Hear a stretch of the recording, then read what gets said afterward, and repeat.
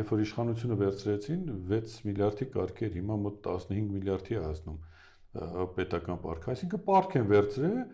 օգտագործել են այդ գումարները, ինչ որ պահի էլ որոշել են, որ որովհետև սրանից մի քանի ամիս առաջ ասում էին, որ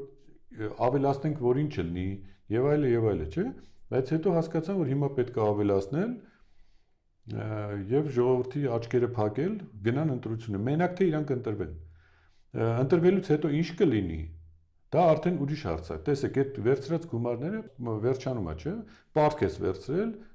ծախսել ես, կերել, խմել ես, հիմա այդ գումարը վերջացել է, որովհետեւ դու չես աշխատում, չես ստեղծում այդ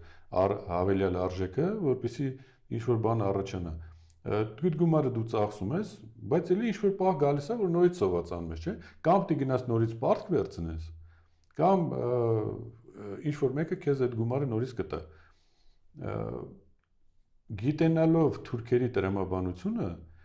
թուրքերը պատրաստ են այդ գումարները տալ, որովհետև այդ գումարները շատ փոքր գումարներ են, եւ իրանք մտածում են ավելի լավ է հիմա այդ գումարներով պահել իրանց սիրելի իշխանությանը, քան թե հետո շատ ավելի մեծ գումարներ հատուցել հայ ժողովրդին։ Եվ իրանք այդ ճանապարհով են գնում, այդ գումարները կտան, հետո կասեն ընկեր, դե վերադարձրու պարտքը,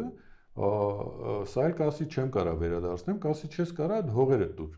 տարածքները տուր, եւ սա կտա։